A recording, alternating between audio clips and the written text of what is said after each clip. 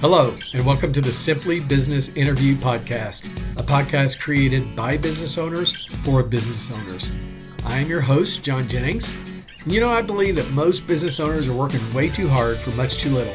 And one of our issues is that we overcomplexify things. I believe the answers are almost always within us or within our reach. I like to say that I'm a simple man with simple ideas. So welcome to Simply Business. All right, today our guest on the podcast is Lori Huss. She is the COO of Infinite Solutions. This is a little different story. Often we talk to founders or we talk to the owner of the organization. Lori is in a unique role and fairly new in it. And so it's just going to be an interesting discussion because of some of the things and some of the challenges she is facing every day. So Lori, first, why don't you just introduce yourself and tell us what you all do at Infinite Solutions? Yeah. Thank you so much, John, for having me today. I'm Lori Huss. I am the Chief Operating Officer at Infinite Solutions, which is a local business solutions and technology organization in New Albany, Indiana. I've been with Infinite now for a little bit less than a year in the COO role since November of 2025. Before that, I did some emerging leadership training for their new leaders within the organization. But I run operations, anything from managing the building to anyone that is employed here, serving them each and every day to make sure that they have what they need to be able to do their best role. And then also making sure that we serve our clients each and every day. So it's a really exciting role. We have about 44 individuals that are employed here at Infinite Solutions. Some of them here are locally in New Albany, Indiana, and Louisville, Kentucky, but some of them are across the United States to be able to serve the clients that we serve. Excellent. So first, just curiosity, because you were in a role similar to mine, independently coaching, consulting, and advising companies, and you decided to make the leap back into a W-2 type of job. So why don't we start with the personal side? Why would you do that? I know. I was having so much fun on my own too. When it came down to it, I found myself missing the corporate, going into the office, being a part of a community, really being a part of something that was growing. And I really felt at Infinite, I had other clients at that time, and I found myself wanting to be at their office location more than any other place. Mm. And I was like, why is that? And when the opportunity came to me, I was first like, no. I really like what I'm doing. I enjoy either individually coaching people that are CEOs or in a C-suite to support them at being their best every day, or working with their emerging leaders. But when it came down to it, when I was offered this opportunity, I thought, oh, I like this. I know that I can make a difference. And I think that in our life, when we get up every day and we put our 2 feet on the ground, you got to be excited about what you do. And I was really excited being that independent individual and thriving. Mm-hmm. But when it came down to it, I just felt like there were, the young individuals, and we're going to talk about that, I hope, today. And to be able to leave an imprint on them that was different, like we all had people stand by our side and really help us. And I remember sometimes that being truly difficult and maybe not being that thriving moment. I had to learn the hard way. And I really feel like this time in my life, I want to lean across the room, and I want someone to know that they truly have someone that cares about them and wants to do the best. So maybe we could be able to help them thrive a little differently. So that was the reason I made the leap. I just wanted that opportunity. Yeah, I can appreciate that. And while I'm an independent business owner, I'm part of a collective of coaches, that are around the world. And I get a lot of value and a lot of energy about spending time with them, even though it's virtual most of the time. Just getting on calls, mastermind calls, and different things like that, where we're just sharing ideas and collaborating. That's the closest I have to the water cooler now. I don't have that anymore, and I do miss that at times. So I can appreciate that. So what were the challenges that attracted you into this role? Because I know you're a person that wouldn't just take it if it was a 9 to 5, get stuff done kind of job. You're attracted to a challenge. So tell us a little bit about that. Yeah. And, I left Google about a year and a half ago, and I knew the challenges of working remotely, right? And I knew the Mhm. challenges of having a large team within your organization and how you would engage people remotely. And then coming back where I have a in-person workforce, about 50%, and then 50% are remote. That's the first challenge, making sure that you get high engagement every day and truly understand how they're driving value each day so they can serve the customers to have a wonderful and delightful, and we say an extraordinary experience, and making sure Mhm. that that happens. And so that's the first challenge that I really do enjoy, but knowing that that's there. Even this morning, someone Mhm. said, I feel like I'm not able to be as engaged because I'm not in the office. We're having a huge pizza party here today because we're celebrating something. They had a Yeah. huge achievement of a goal. And you have to remember, I also have to provide food for everyone across the Yeah. United States so they can celebrate right with us, right? So they can have Right. that exact same experience. And so it's just making sure that I'm always thinking about the entire workforce throughout this whole experience.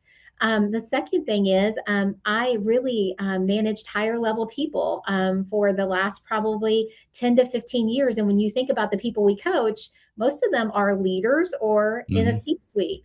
I have 28 of the 44 workforce that are under age of 30.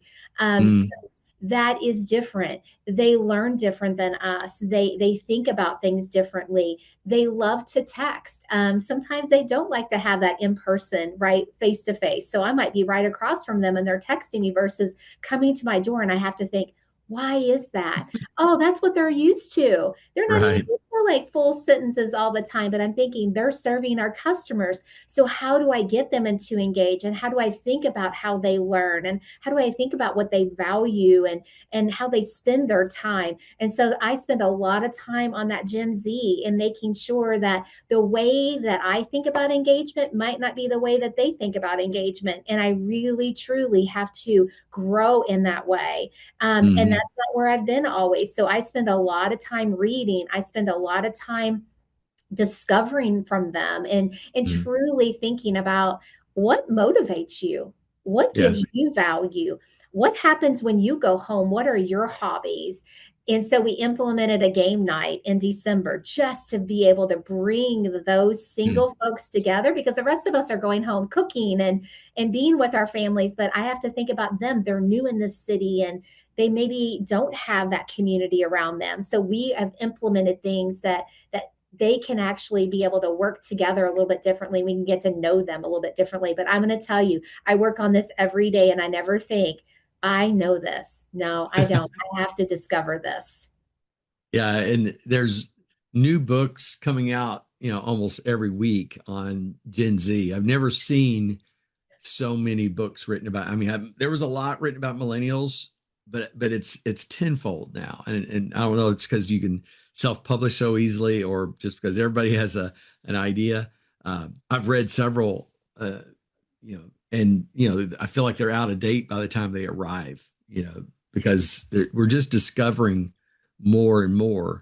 Um, I think Gen Z gets a bad rap in a lot of ways. I've I love I've worked with some Gen Z people, and yeah, there's some quirkiness to them, but they're also they seem to be willing to learn, and they love being mentored and coached, and they're open to suggestions and that sort of thing.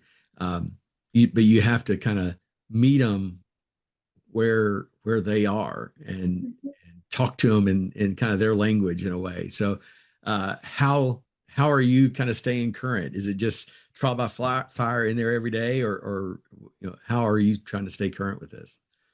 Well, just like you, I have coaching like communities, and those that actually specialize in that Gen Z or that are thinking about the Gen Z. I have been like in those communities. That's one, to be like, what are you seeing? How are you Mhm. seeing this? Local organizations that have a lot of young workforce like me, talking to their HR or their C suite that are managing them, they're like, what are you seeing? How can we work together? How can we learn together? Books, yes, definitely reading a lot, understanding, going to webinars. And then I will say, like just watching them, how they move, how they engage, like being right here on site with them 8 to 10 hours a day, I get to see like how things get organized and how they're working together, and then asking them. I'm so curious all the time. And I think one of the things that you said that's so important, they love to be mentored, but are Mhm. we able to coach them? That's what I'm seeing. Like, am I able to put myself in my coaching mode all day long and Mhm. really coach them, not telling them what to do? Because when we tell them what to do, they're going to ask so many whys and how come, and Yeah. why do you do it this way and how come, and they just keep going. And so you could be like, oh, I'm not ready for all that. So I'm watching other leaders like try, and I'm like, oh, we got to go into coaching mode. It can't be in Yeah. manager role, because they will actually ask. And I will say, one of the things that I have found, they love using their hands. A lot of them do, especially in my world.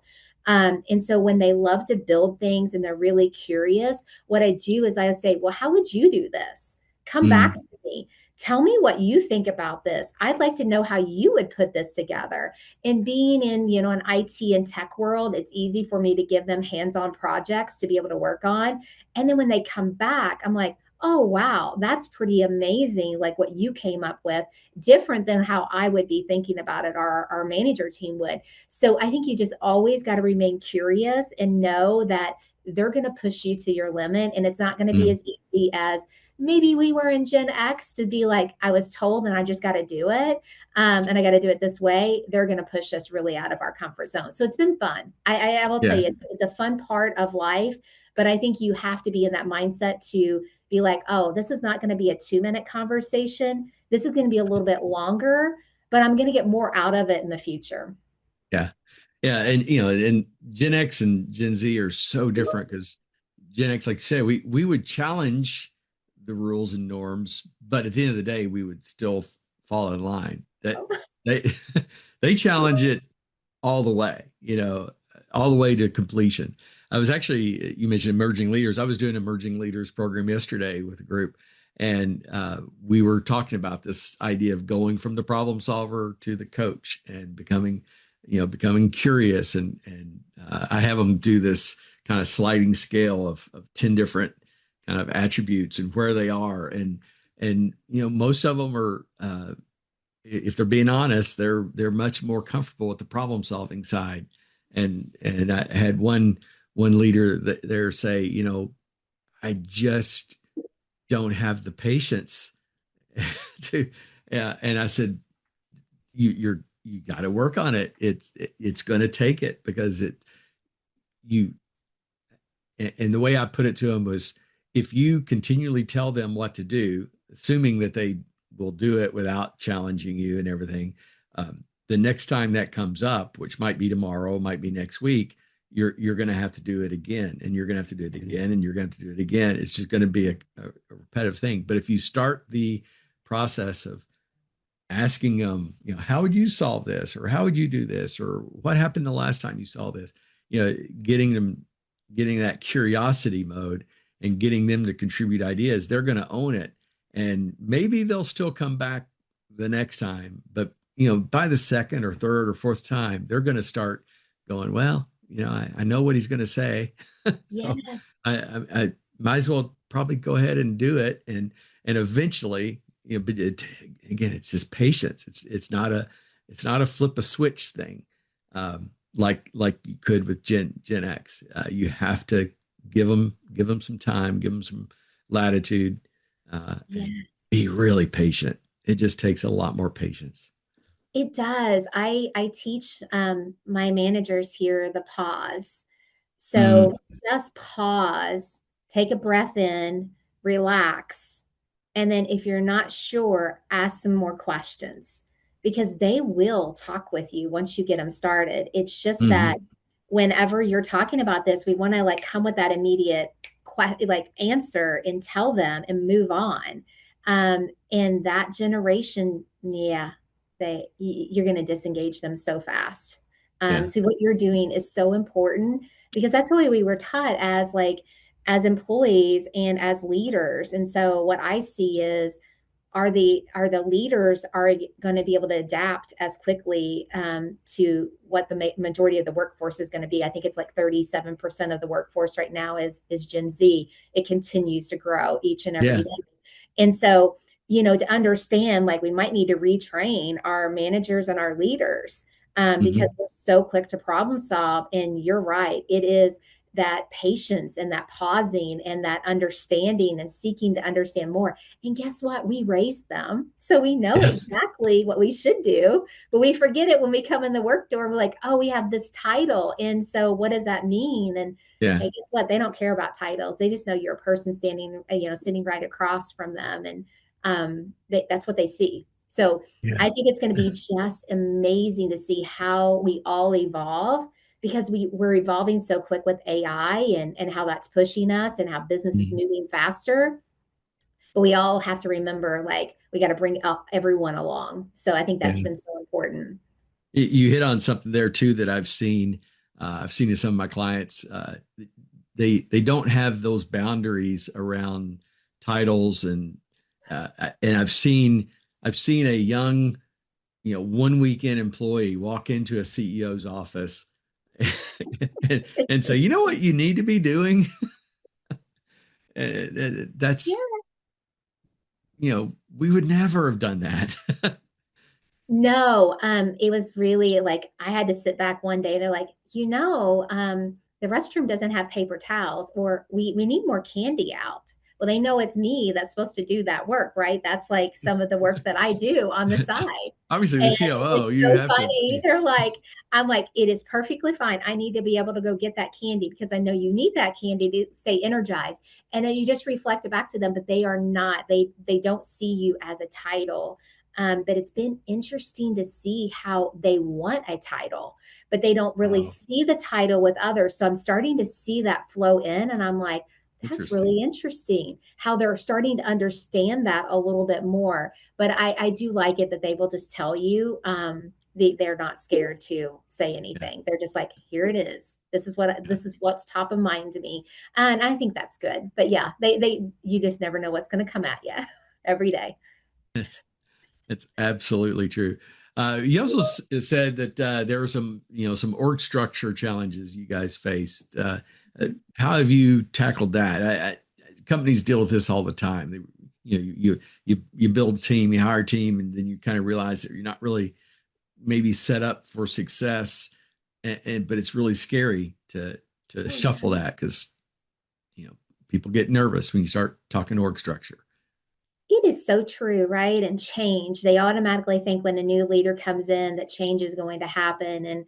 And I have made some changes, but I have been very strategic, I think, around those, and really leaning into mentors that I've had in the past to seek guidance to. And so instead of restructuring a lot of things, which I knew people were going to get really nervous about and what that would be, I actually implemented key performance indicators first. Hmm. I felt like that was just something really important. I knew that, different from goals, that these key performance indicators would see where our systems were not working and where we had gaps. And if I got them to really think about that more versus I'm going to restructure, that would be my first step. And that has been something that we kicked off in November with all the leaders. And then we actually started to deploy it on the first week of January there. Once we rolled out the organizational KPIs and got them aligned with that. And then we did the departmental KPIs. And now we're going down to the individual KPIs. And they all Nice. know that we're being held accountable to, like, this is not something that we're fixing. This is actually to see our gaps and understanding. So we're starting to see where our systems are broken, our processes need to be updated, and then we might need to make tweaks Hmm. organizationally. And so we're bringing people along. Then the second thing that I did was I brought in a learning plan. What I found is it didn't matter where you were, in the organization, everybody needed to learn and grow. Everybody Hmm. needed to be invested in. And it's one of the things that my parents taught me really early on. They said, you know what, Lori, things are going to be challenging in life, but no one can ever take away your education. And that's so true. Things that I learned, they're mine, right? I earned those. Right. And so that is what I'm implementing. So I'm getting ready to roll out technical and non-technical learning plans across the board and assigning them things to help them. And on the technical side, giving them a path to grow. So they're Yeah. all invested in growing and learning and coming together instead of me really focusing on, is she going to make changes? Is she going to move organizations? It's all around systems and processes and how we work together as a community and saying, how do we drive down those silos? Because there were silos, right? This is one department, this other department, this is how it goes from one to the other. I want Mhm. them to work in a system and I want to have that system. But you know what? I really didn't know enough to understand how to get that system to work in this Mhm. organization. So that's the reason those KPIs are coming in place. So I'll definitely have to get back with you because we're just now deploying them Yeah. and to say like, did this work? Was this something that we move forward with versus starting from we need to make changes? So Yeah. that's where I'm at today. So everybody has a number, is what you're saying. Essentially, that. Has a number, and everybody has a number that is going to show um, how we actually serve our client. Mhm. So the organization has three organizational KPIs, and then each department has 1 to 5, which most of them have chosen 2 to 3, which is great, not Mhm. overwhelming. And Yeah. then each individual has anywhere from 1 to 3 KPIs. Yeah. And so their individual KPIs connect to the department, and the department connects to the 3 other ones. And we kept it very simple, rolling it out, and we're going to have the dashboards ready by the end of Q1. So that Nice. allows everyone to be able to see all the information. But what's been delightful is we also have a weekly organization meeting where we get everyone together and we tell what's happening and how we're progressing. And people are now raising their hand to say, this is broken. I already can tell you this is a gap.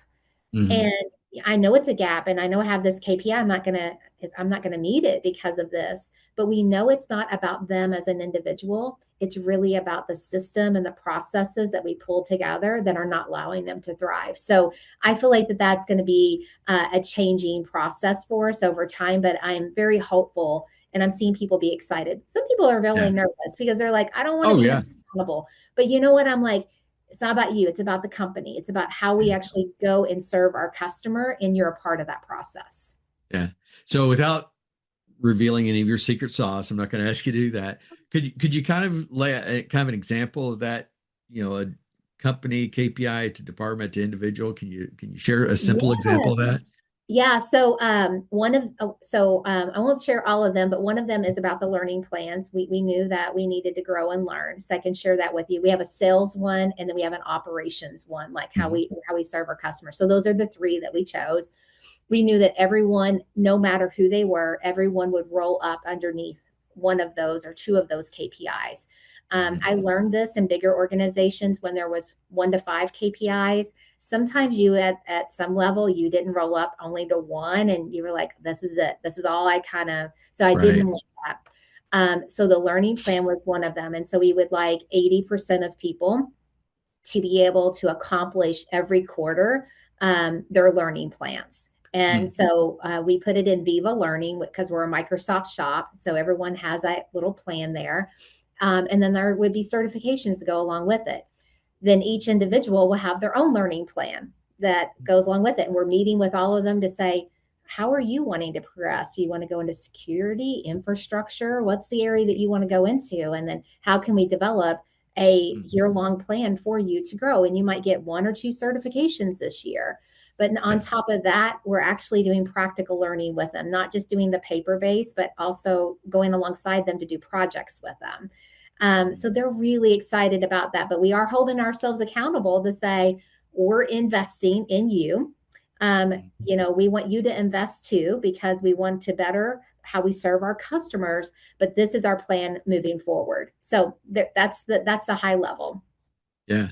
That's great. And actually, that's the second person this week I've talked to, both in the kind of the same industry too, who said we have, our the other one said our management supervisor level have a requirement of X amount of, professional development, either technical or skills based, uh, every quarter, in their Yes. case, and they're like they're relentless about it, and I'm like, that's it's awesome, uh, Yes, because I haven't seen this in a while, yeah, that well, and we know that, I mean, you came from kind of the professional development world as well.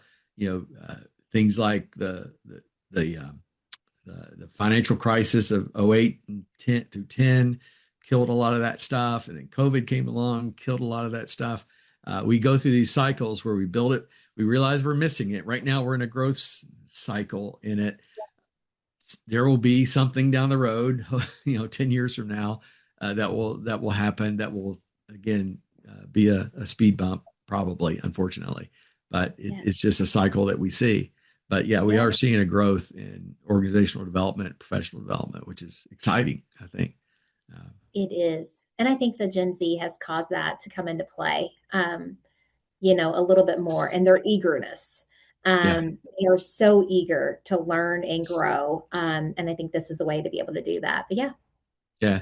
And back to, yeah, they ask why, and so when they ask why, you have to you can either say because I said so, which doesn't, that never worked when your parents said it to you, and it doesn't work when you say it to your employees either. and I think the thing that I lean across, and it's happened the past few weeks as we've been talking about their individual learning plans, and it really hits my heart. And I want to share this with you. So many of them say, I'm just not a good student, or I'm not a good Mm, test taker, and they'll tell me what they're not great at. And so then that gives me the opportunity to share with them what I see in them, what I mm, see in their skill set, and how we can help them to overcome those things. And it's mm. unfortunate that people have told them that they're not great at things.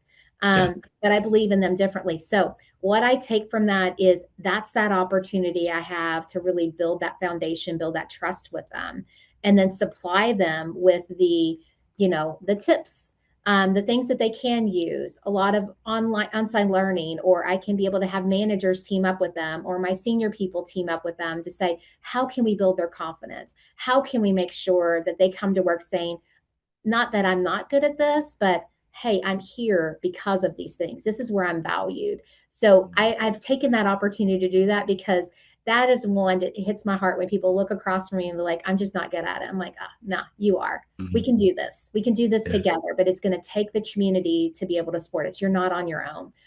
So I think that learning mindset is going to help with where we're seeing lack of engagement, and that's where I'm really pinpointing my time, knowing that when you think about the national engagement being under 40% for most corporations, right, and right. organizations, I don't want that here. But you know that you face that. It's not that you're different, or like but we have to be purposeful. And I think that the learning piece is going to help us where we can make that investment. And you're right, a lot of companies during COVID, they couldn't make that investment. They had to make other investments.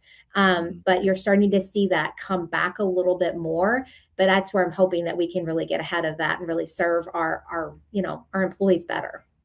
Yeah, excellent.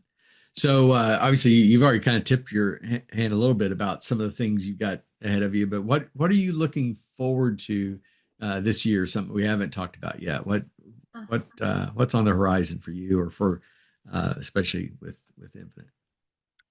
So I haven't got to meet a lot of the clients yet, because I've been working and really focusing on right here underneath this roof and every employee that we have. And so I am so looking forward to, in February, all the way through June, I'm going to do some road shows and go out and meet all of our clients and be introduced Mm, to them. And the past COO is going to go with me, so I can learn about each of those clients and what they do and how we can best be able to serve them. And so yeah. I am like so looking forward to that. It's been a little while since I've been out and doing those things. And that's really where, the foundation starts, is having those relationships. And then I can be able to support when I come back. How we serve them as technicians, and what they're dealing with, and who I saw, and be able to deliver that message back. But that is what I'm really excited about, getting back Mm, on the road and being able to do that. And then secondly, as you know, with KPIs, you never know how they're going to turn out. I mean, mm, you hope your best when you decide to pick certain things and to deliver, and when you work through that. But I'm going to be really excited when we get to about July, August, and September to see how those are, how we're progressing. I'm always a glass half full person. I always think if you put it out there and you're really positive, things will move in that direction. Yeah. But I also know it's going to be a tough road for us to sit down and behave in the right way when we see those systems aren't working the way that we designed those. So I'm really looking forward to doing that too. But I'm going back to the basics. Let me tell you that, because I know that that's Mm. where we really are going to thrive. And so I love that. Not Yeah. always in my past have I been able to go back to the basics. And do those things, but I'm really enjoying being able to do that. And our CEO here, Matt Sturley, he just is all around it, just, big hug Mhm. around it. Like, this is the way we're going to move forward. This is how we're going to do it. So I have a great leadership team around me as we continue to progress forward. So yeah. Yeah. Awesome. Well, Lori, thank you so much for coming on the program today. If someone wants to learn more about your all services, or maybe there's some Gen Z out there that says, "Hey, I'd like to work for that. I'd like to work in that culture." How Yeah. do they find you all? Yeah, so all you have to do is look at Infinite Solutions, LLC in New Albany, Indiana. I almost said Kentucky, You Indiana. almost I did. used to say Kentucky. And that's where you're going to find us. We can be able to do that. And it's infinitesolutionsllc.com. That's how you would locate us. Excellent. Well, Yeah. thank you again for coming on. You bring a lot of energy, and I know you bring a lot of energy there. And I just appreciate your willingness just to kind of share a little bit about your journey. You're in a very unique spot, and I certainly wish you the best of success going forward. John, it was such a pleasure to be able to be on this podcast today. Thank you so much for having me. All right, you take care. Thank you for listening to today's episode. If you liked it, please share or like it on whatever platform you use. You can find me on social media. On most platforms, I'm John K. Jennings. My first book is also available. Your Baby is Ugly tells you about 10 truths that business owners need to hear, but often won't, and how to overcome them. You can find it on Amazon. Just search for Your Baby is Ugly. And be watching for our next episode, where I'll interview another business owner who will share their stories and insights into what it's like to create a great business.